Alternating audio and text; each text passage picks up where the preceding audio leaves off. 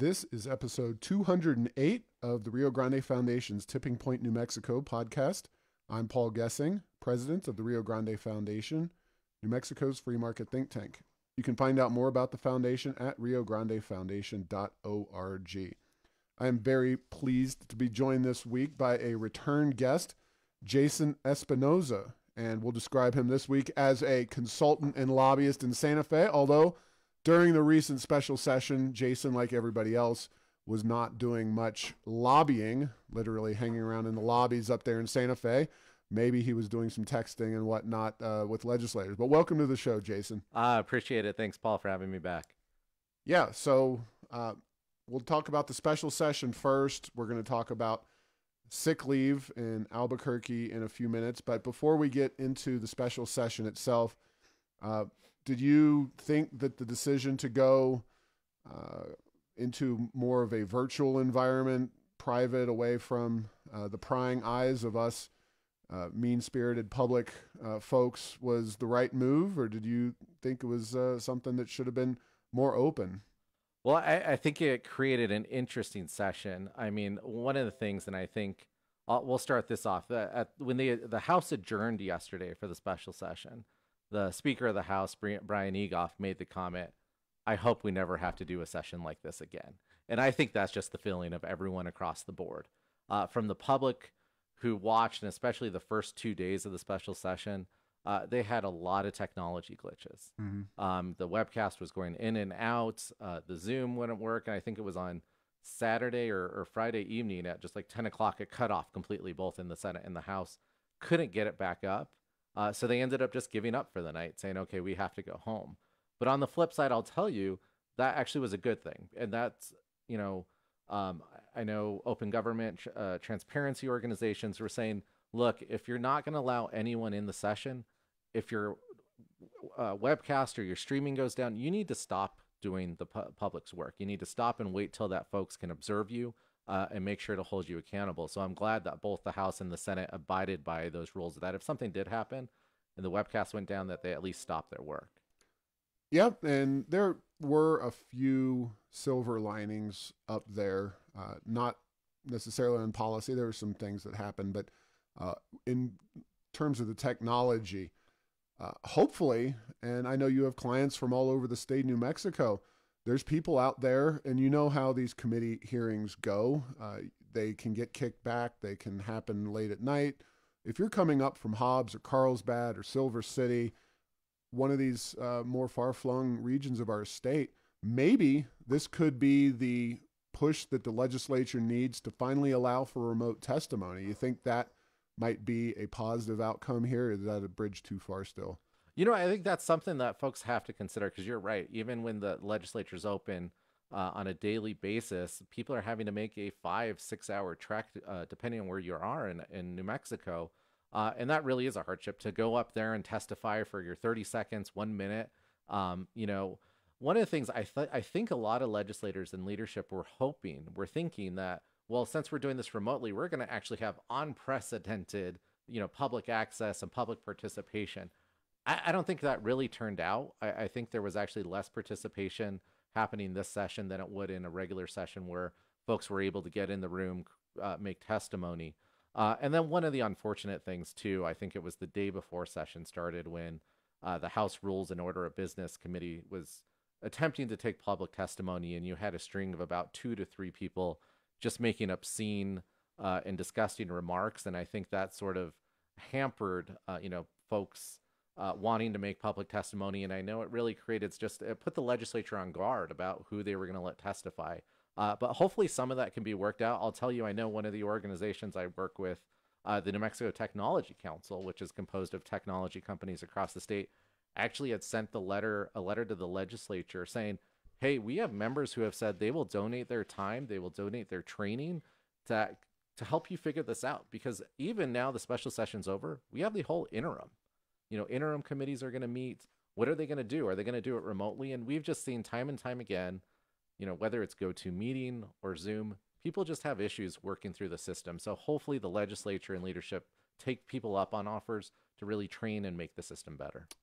Yeah, and the 60-day session's not that far away. January seems No. like a long way away, but they just canceled Balloon Fiesta in October.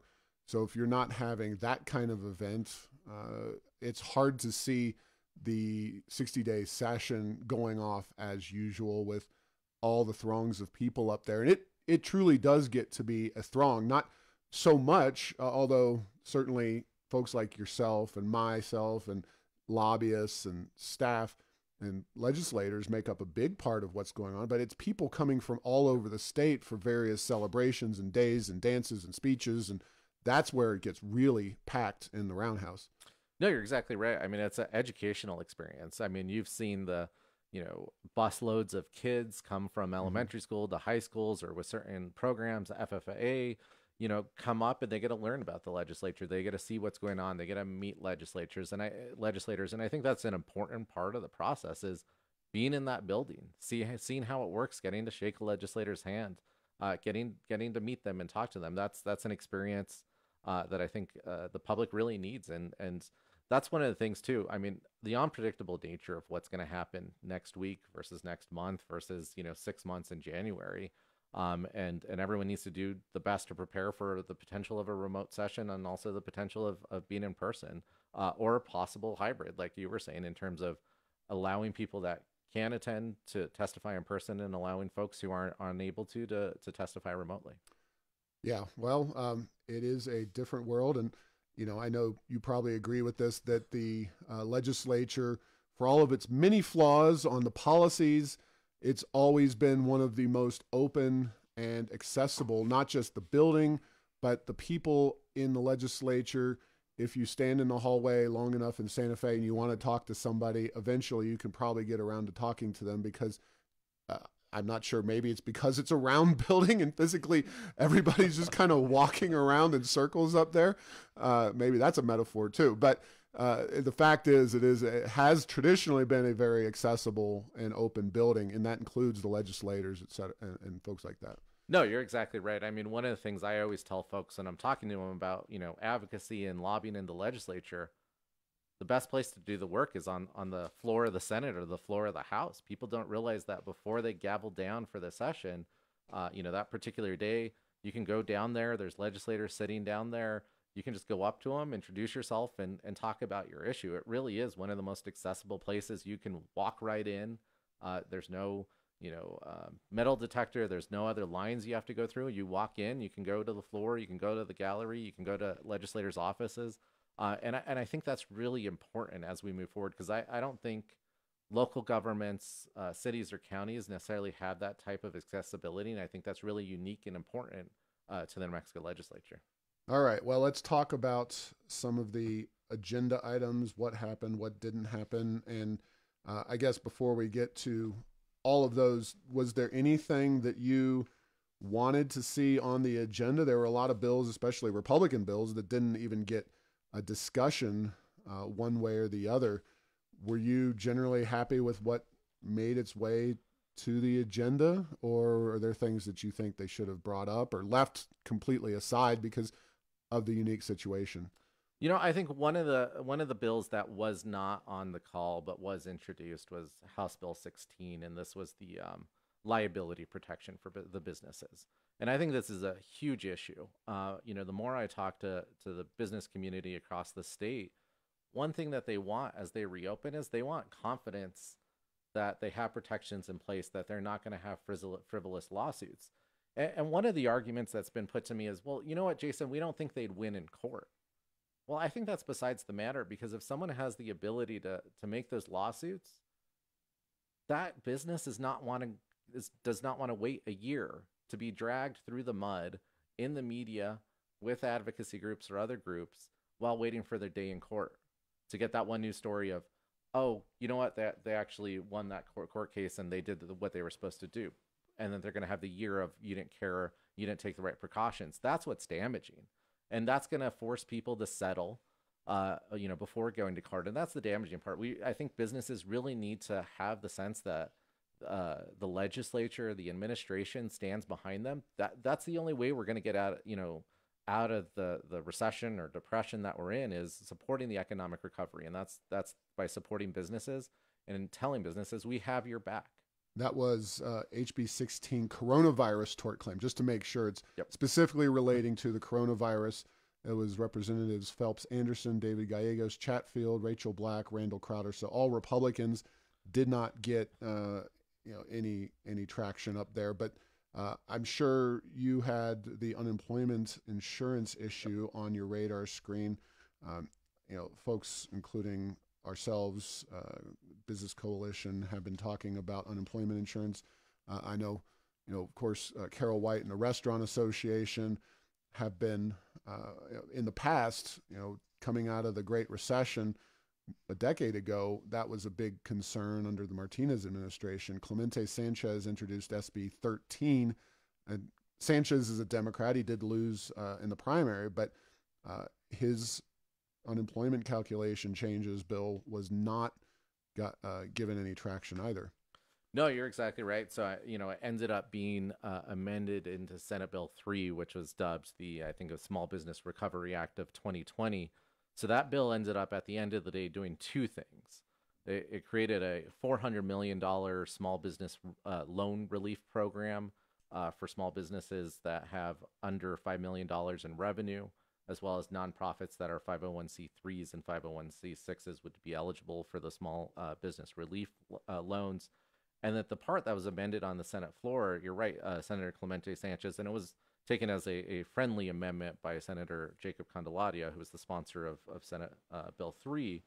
And that was important because when we look at, just backing up and talking about unemployment insurance. So, through the public health order, which resulted from the COVID-19 pandemic, businesses were ordered to close or limit their businesses in terms of their capacity and their services, which created layoffs. The unemployment insurance system is set up that if an employee is laid off, that affects a employer's experience rating, which creates their unemployment insurance rate to go up. But since these were really no fault of the employers or the employees, to be honest, a lot of folks that you mentioned talked about really it should be the responsibility of the state to really provide relief for those businesses and protect them from potentially skyrocketing unemployment insurance rates. So the one thing that the bill did, which was really important, is for any unemployment claims between March 1st of 2020 through June 30th of 2021, they're actually omitting all that data from your experience rating, which is going to keep employers' rates down. The second thing, which is just as important, is that the bill requires the use of the 2019 computation data for the reserve factor. And that's important because that reserve factor number depends on the health of the fund. And I think we saw a couple of weeks ago, the Department of Workforce Solutions put out a memo saying that the fund may reach insolvency in the next, I think it was 3 months or so. And that would, again, affect the rates of employers are seeing. So this bill through the amendment is actually going to keep both down, which is going to buy some time for small businesses and large businesses to adjust and not see an immediate spike. But I'll tell you, we're still going to have to deal with this issue moving on, because what's going to happen is the Workforce Solutions is going to be forced to take, because of the dwindling fund, they're going to be forced to take a 0% loan from the feds. It's still going to have to be paid back. And it's going to be paid back on the back of small employers. So while we have some reprieve, which we desperately needed, and we are thankful the legislature that got that through, this is going to have to be an issue that we're going to continue have to look at and address moving forward. Now, just to be clear, and this is something I've kind of wondered, and maybe you don't even know the answer to this, but the federal government, and I guess it was the CARES Act, I don't remember, that was the one that said that you can get higher unemployment compensation as an employee. You can get a higher rate of return from staying home and not working than you can going back to work. I mean, you go out on the road and you see fast food restaurants and all kinds of places with help wanted signs, especially for those lower wage workers. Those people often are reluctant to re-enter the workforce because they would take a pay cut to actually go to work. So the federal government sets that policy, and New Mexico has to follow along with it, and then the businesses have to make up for those funds. That seems like a very poorly thought out process, to say the least. No, it does. And so you're talking about the pandemic unemployment assistance. And so that's the extra $600 um, that an unemployed person makes on top of it. And so it really did create this inequity. So if you were making, $15 an hour or less, you got your state unemployment insurance weekly payment, which is capped at, I think, around $465, plus the $600 a week. So you were making over $1,000 a week, which, take that to monthly, you're making over $4,000. Take that, 12 times 4, or, that you're making a pretty good salary. So it did create an inequity. That program is going to end in 7 days here. So at the end of this month, the $600 will expire unless Congress meets together before to extend it. So I think, as businesses are reopening, that $600 will expire in 7 days. We'll look and see if that actually pushes more people back into the workforce, given that they're not going to have that extra buffer from the feds. Yeah, and just to be clear, the Democrat bill in the U.S. Congress, Nancy Pelosi, I guess it passed. It was like a CARES Act 2.0, Heroes Act, or whatever goofy acronym they've got going these days. She did have an extension of that in there. That seemed like a breaking point for the Republicans, that they weren't going to go along with that. No, you're exactly right. I think that one was, if I'm correct, I think that one was dubbed the Heroes Act. Yeah. And that would have extended it through next year. Right. Which really would have disincentivized folks to re-enter the workforce, really would have been creating a huge obstacle for businesses to reopen. We'll see as this moves forward what happens once it expires, to see if it really does incentivize people to re-enter the workforce. Okay, so those are a couple of biggies for businesses right there. Anything else that did not get considered that you would have liked to have seen happen, or businesses, or you think would have been good for? Well, I'm gonna stick with one thing that actually did pass. Okay. So this is House Bill 6, temporary tax waivers and distribution. So, at the start of the pandemic, when we were caught in the situation of, in February, businesses saw a lot of business. They were doing well. So then they had a GRT payment due in March. But then their business, they were ordered to close through the health order. You had some cash flow issues on how do you deal with your gross receipts tax payments? How do you deal with your corporate income tax payments, your personal income tax payments? How do you deal with your property tax payments? So one of the things that this bill did, and I know, on the federal level, they extended the deadlines. On the state level, they were able to extend the deadlines. But one thing they were not able to do through executive order was actually waive your penalties and fees. So one thing that this legislation did is, as it relates to your personal and corporate income tax, withholding taxes, GRT and compensating taxes, and property taxes, and a couple of other things, it actually does waive penalties and interest for those tax liabilities, basically between March and April through July. So that's something good that I think did come out. It is a little late because most of those people that tried to make their payments already made them, and the people that weren't. But for those people that weren't able to make the payments, this is a good thing that they won't be penalized there as well. All right, and a couple of bills, mostly Republican, gross receipts penalty waiver, kind of along those lines. SB 14, Cliff Pirtle. He also had a bill, SB 15, to essentially allow businesses to get compensation based on takings. Right. I mean, these are concepts that our governor's not likely to go along with, and I get that. That doesn't mean that there may not be some lawsuits relating to that. So anything that, of course, the big one that passed, HB1, that was the reason for the season, so to speak, dealing with the budget crisis.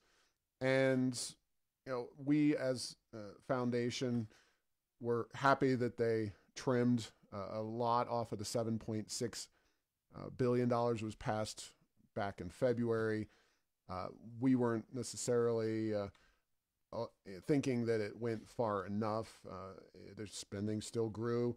They also cut money out of K-12, which seems to be nothing short of insane considering the challenges the K-12 system is going to have and the fact that you have a $300 million deposit still going into a new early childhood fund that is really not constitutional. It's not necessary. I'm not saying it's unconstitutional. It's just K-12, we have lawsuits. We have a lot of things regulating our spending these days. And to cut K-12 while allowing money to be put into this fund seems quite strange and still growing overall size of government. So did you have any concerns about HB1? Did you think it's going to get the job done? Is it kicking the can? Kind of what's your take on that? Well, I think it was Senator John Arthur Smith on the debate on the budget on the floor said, you know, the work on the budget's not done. You know, they really did, you know, they used one-time dollars, both from the Federal CARES Act funding, also dollars that they pulled back from reserves to address this calendar year, or this, you know, the FY21 budget. You know, based on what he said, and I've seen other numbers as well, you're going to have between a $1 billion to $1.7 billion deficit budget shortfall going into the January session for the FY22 budget. And the things that you're not going to have there to address those is you're not going to have the CARES Act dollars. You're not going to have your reserve dollars anymore. So there is going to have to be true. Will you have the oil and gas dollars? That's the one that really. I mean, I'm shocked, and maybe I don't know if you are or not, but you know, to see oil prices even at $40 at this relative, right, you know, early date. Now, how much of that is driven by consumption versus reduction in supply? It's hard to say, but yeah, what is $7.7 billion of spending on $5.9 billion of revenue? Right. No, and I mean, they're going to have to look at, you know, some real structural changes on how they address the budget. I mean, I'll tell you, you know, representing a lot of business clients, one of the things that I am worried about is the potential of raising taxes to address the shortfall. You know, there were rumors going into the special session that, hey, they're going to look at personal income tax increases. They're going to look at corporate income tax increases. And to me, that was terrifying and really unfortunate that that's part of the conversation, but that's something that I'm worried going into. And one of the things I always try to remind people is, look, when you talk about personal income tax increases, that's a direct tax increase to your small businesses. 90% of those are, you know, set up as pass-through entities like LLCs, where they pay their taxes based on through the personal income tax rates. So that's something to consider, and especially as you know, based on, I think, the LFC, the Legislative Finance Committee, as well as the UNM Bieber study, you know, we're potentially looking at a 5-year or more recovery.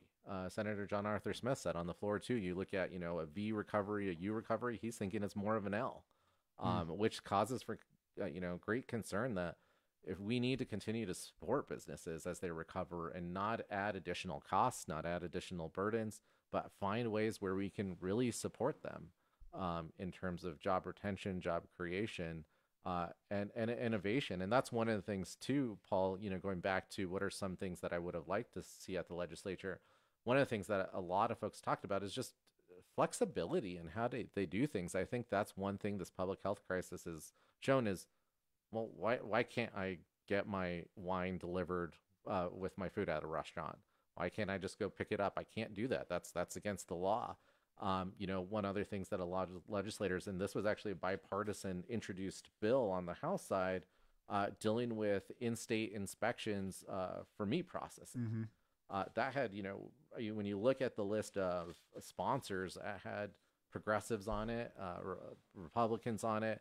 And that's one thing they've said, you know, that in the food chain supply here, we rely on, you know, out of state, the federal inspectors. Well, can we get local ones here to really ensure that our food supply chain is good, that we can get those ranchers to get their meats out to restaurants, to homes, to co-ops, whatever it may be. So I think looking at more innovative stuff. One other thing that I've heard a lot of folks talk about is, look, as we come out of this and we're looking at economic recovery, there's going to be new businesses that are going to fill a niche. There's going to be businesses that want to pivot to address a certain need. Well, they need permitting on the state level to be timely. They need inspections to be timely. They need the government to not be an obstacle to this recovery, but they need them to be supportive and do that. So I think that's one of the conversations is how do we add predictability back to the businesses? Because that's one thing that's been lacking throughout this public health crisis. And then how do we add flexibility so that they can address changing consumer behavior during this time? Now, there's more that I want to get to that's not necessarily legislatively related, but certainly the prospects of tapping the permanent fund rise dramatically in 2021 as a potential alternative to raising taxes with the absence of John Arthur Smith. I don't know what your take is on the permanent fund and how big of an issue that is, but what I could see, and this is kind of if I was sitting on Michelle's shoulder, maybe she was sitting on mine, sorry, Michelle, about the height comment, but the idea is to tap that permanent fund, make up for some of the spending. I mean, yeah, shift money around for education, keep them happy, give them more money.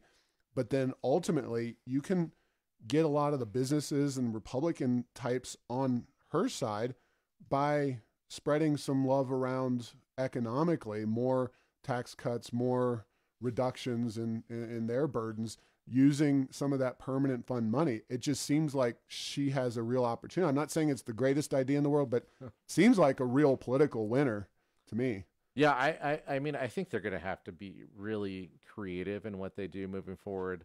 It was really interesting to watch some of the legislators who, aren't coming back next year. And one of them was Senator John Sapien. He was on the House or Senate floor debating a bill. I forget which bill it was. I think it was the budget. And he actually said, look, guys, we need to make sure the playbook, the financial playbook that we have been using for the last 10, 15, 20 years should not be the same playbook that we use for the next 20. He's like, things need to structurally change in how we plan for the future, how we invest in the future. And I think that's a great sentiment that what we've been doing, I mean, clearly in New Mexico is not working for the business community, for child welfare, for anything. So how do we create a new playbook? How do we be creative moving forward? Ooh, I've got ideas. Okay, just kidding. We'll discuss those at a different time, Jason, but I think you and I both have some pretty good ideas. Whether they'll get traction with the folks coming in, replacing those moderates in Sante Fe is a different question or not. Any of the other issues before we move on to the Albuquerque paid sick leave ordinance rearing its ugly head yet again? There were, and I'm just reading these, Civil Rights Commission. Some of this stuff is a little beyond our purview. The tax penalty bill, HB 6, low interest loan program, SB 3, the election bill. I don't know if that one was one that you tracked. And then savings by canceling stalled capital outlay and road projects. It's always amazing how, those were cleaned out, 7-8 years ago. And yet here we are with 141 million in stalled capital outlay. And then the body cameras for police officers. So any of those before we move on? Well, just quickly adding to that list of stuff, just going back to the budget, and I know you may actually have a different opinion than I do here, but related to economic development spending, one of the things that they did cut during this during the special session was, $1 million to the job training incentive program, which really trains New Mexicans to increase their compensation here in the state. $5 million to LIDA, the closing fund, $500,000 reduction to the New Mexico partnership. And I will tell you, to me, that's the most significant one because the partnership acts as the economic development marketing arm for the state. We can do the greatest things in the state, but if we don't have an organization, and this is a public-private partnership, so it's an independent corporation, out there marketing and telling businesses what we've done in the state, it doesn't matter. So that $500,000 reduction is actually a third of their budget. So that brings them down to $900,000. That's really tough that as we're looking at economic recovery, yes, we want the businesses here to thrive and succeed, but we need to continue bringing in new jobs. And I think that's really going to hamper it. So as we move into, January and the next years, we really need to focus on, okay, we still need to grow jobs. We still need to have economic development programs and make a strong investment in those as well. Well, since you kind of asked the question or pointed it towards me, we're not fans of LIDA, JTIP. I can't really speak to the partnership, but the fact that they left $320 million in that PreK permanent fund that was created at a time when we had money flowing out of our ears from the oil and gas industry, and now obviously that's not happening. The idea that they preserve $300 of the $320 million. That is the lowest of low-hanging fruit that they could have used with regard to the budget situation. All right, now we are going from the frying pan into the fire, so to speak. And, it's, you talked about, I think we can put a bow on it saying that while we would have liked to, at least Rio Grande Foundation, like to have seen them do the budget a little bit differently, and I know you would have just talked about the economic incentives. Overall, the legislative special session did some necessary and reasonable things for New Mexico's economy. So we can kind of give them, I don't know, a B, whatever grade. But what Albuquerque City Council is considering, as soon as June 29th, at a meeting that they will hold right before Independence Day, right after a special session, they have a way with timing at the Albuquerque City Council, is a brand new mandatory paid sick leave, as many businesses are struggling to come out of the economic recession or being closed, and many businesses remain closed. Many of the businesses that would be most impacted by the mandatory paid sick leave are still unable to open their doors to do business. And who knows if many of these businesses will. So let's talk about the city of Albuquerque and that issue. Yeah, certainly. I tell you, so there's a couple ordinances that were introduced. You talked about the first one, the mandatory paid sick leave ordinance. And then additionally, there's this, I'm going to call it just hazard paid ordinance. I think that's the easiest way. They have it as public health emergency premium pay. It's a hazard pay ordinance. And one of the things, just high level before we get into them, I really do feel like when we look at the time during, this COVID-19 pandemic, you've had the city of Albuquerque, state government, and the federal government all develop programs to financially support businesses. On the city of Albuquerque, you had their micro grant program that was giving out $5,000 a piece to micro businesses because they knew every dollar counted. You had the state, like we just talked about, create a $400 million small business loan relief program. And then on the federal level, you had both the EIDL as well as the Paycheck Protection Program, which was, it could be used as grants to support small businesses and bringing back their employees.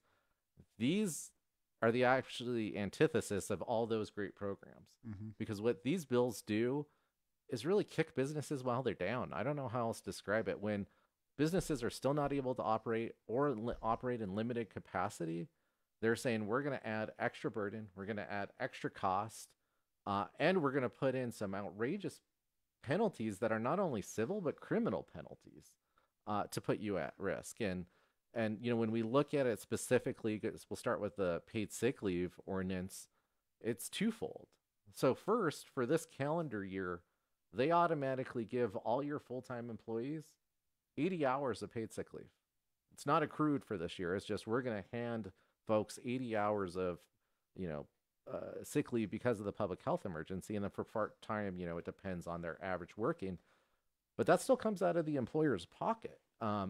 So you're talking about 80 hours. This is on top of the Federal Family First Coronavirus Relief Act as well, which mandates paid sick leave for 80 hours. I mean, we're talking about essentially 2 paid weeks off starting in the middle of the year. I presume this will take effect July 1st or something. That's maybe why they're trying to get it done so quickly, because I don't know how physically quickly they can get a city law to take effect, but July 1 is a date when many laws at the state level take effect. So yeah, I think it takes effect. I think there's maybe 2 weeks after the ordinance is approved.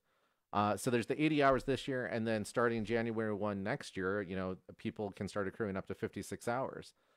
One of the disappointing things I think about all the ordinances, specifically this one, is if you take the pandemic part out, but the one just starting in January, this is the same ordinance that the voters voted down. What was it, 2-3 years ago now? This is the same ordinance that it's been introduced and then withdrawn from the city council. So I don't know what they're doing. And the fact to introduce it last week, to fast track it through the process and say, we're going to vote on this the next city council meeting, really is a disservice to the citizens here in New Mexico, to the business community that it impacts. and to everyone to try to sneak it through that process. You know, a lot of folks just say like, "Hey, can we sit down and talk with this?" And what makes it harder is everything's going to have to be done remotely. So we can't bring, and I think it's so important during these council meetings. You've seen both sides bring a bunch of people to the council meeting and they demonstrate by numbers how that's really hard to do in a Zoom meeting. It's just not, it doesn't connect and have the same feeling. And so, you know, public impact is really, seems to be that they want to limit the public's access, limit the public's discussion on these ordinances, which are going to have a significantly negative effect for businesses.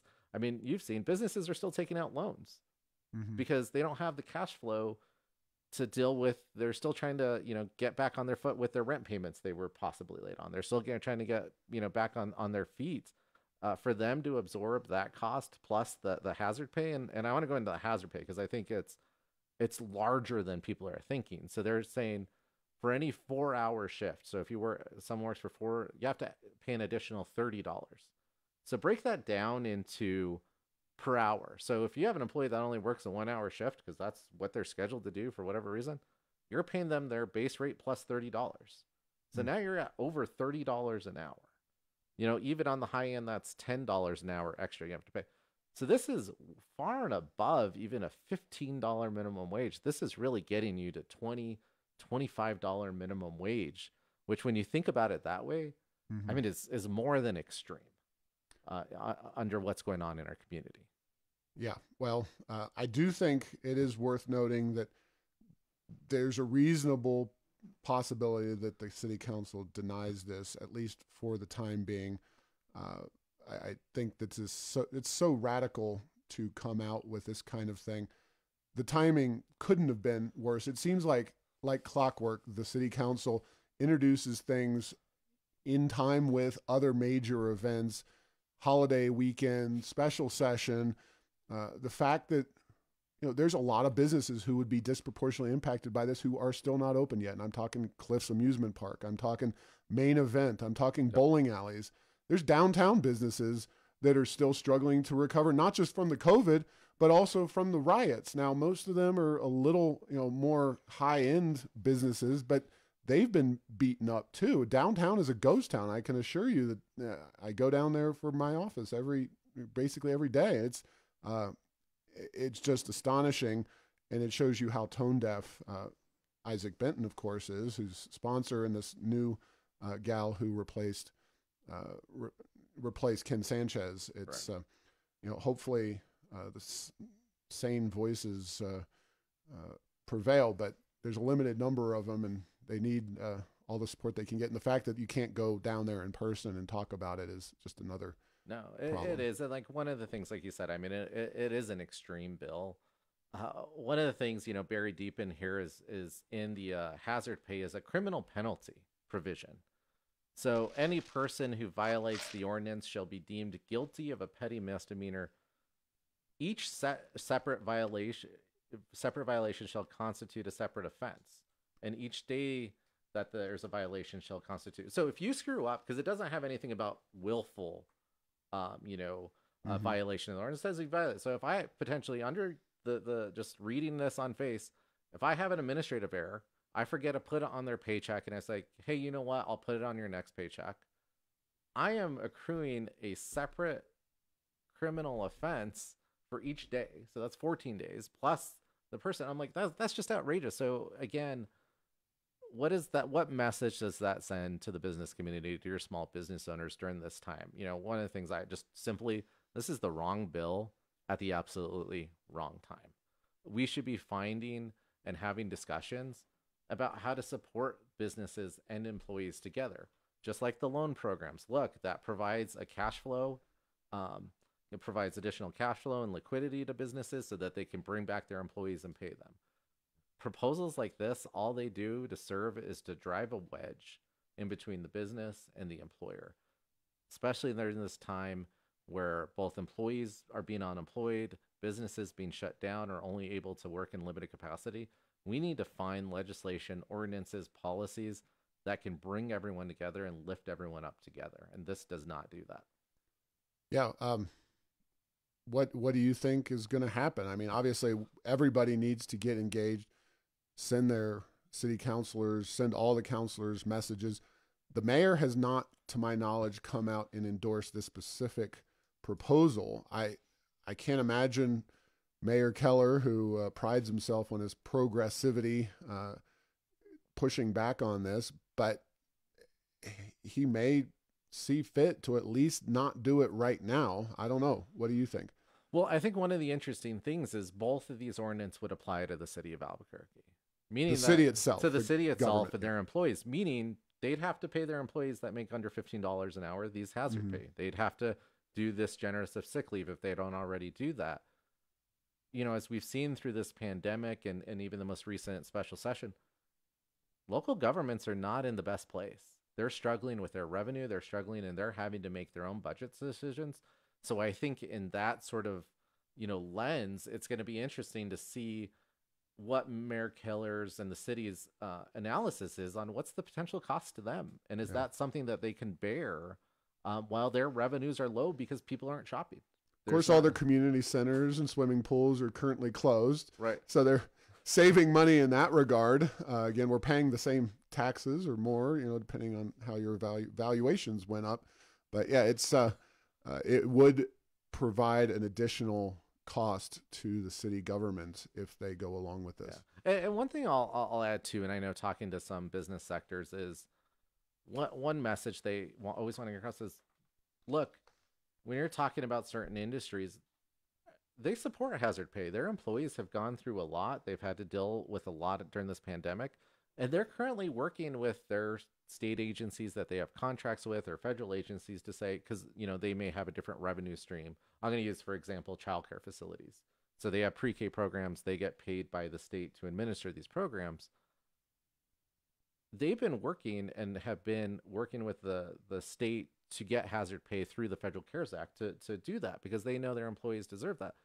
But they've done it in a partnership with the government, saying, hey, can we use some of these funds? This is an appropriate use. Let's do this. This, again, is not the way, the avenue that the city council decided to take. They said, no, we're just going to shove this down your throat. We're not going to try to work in partnership with you to do this. They've said, no, we're going to put the burden on you, and we don't care, which is really unfortunate. All right. Well, the meeting is June 29th, which is next Monday. The unfortunate reality is that it is a Zoom meeting, a Zoom city council meeting, very official here, but you can definitely reach out to your counselors, send them an email. We have an email address set up at errorsofenchantment.com and some talking points and information. It really is the height of folly to do this kind of thing right now. And thank you for coming on, Jason. Any website or any information you want people to check out that you're working on or one of your clients is working on, or maybe try to get more clients? I don't know. No. I'm gonna send them to your website where you're talking about that, because I think that's one of the most important things with the city ordinances. Given that folks can't meet with them in person or show up to the meeting, it's so important that people are emailing their city councilors, letting them know how this is going to affect their business. So if you have that listed on your website, I know I took a look earlier today, and you had every email up there. Go on there, find those emails, and write your city council. It's the most important thing you can do. Yeah, and this one is one where you're going to need some ideological crossover. You're not getting, the Republicans, such as it were, even though they're nonpartisan. We know who everybody is and how they line up. You're going to require some people maybe on the more or less left side of the political spectrum in city council saying, this is definitely not the right time to do this kind of thing. So I got a nice note back from Councilor Brooke Bassan saying that she agrees with us and doesn't want to see this happen right now. So we shall see. It is definitely an issue to be concerned about. And, every vote matters, because if the mayor decides to push back against this and not go along with it, that could set up a confrontation there. That would be very interesting, but let's see what happens on the 29th first. Well, thanks for listening to this week's podcast. Make sure to get the latest edition of Tipping Point New Mexico by subscribing to Apple Podcasts, Stitcher, and Spotify. You can post or comment on this and other episodes on Facebook and Twitter, and tell Google Home to play Tipping Point New Mexico. Thanks to Path 3 Marketing for producing this show.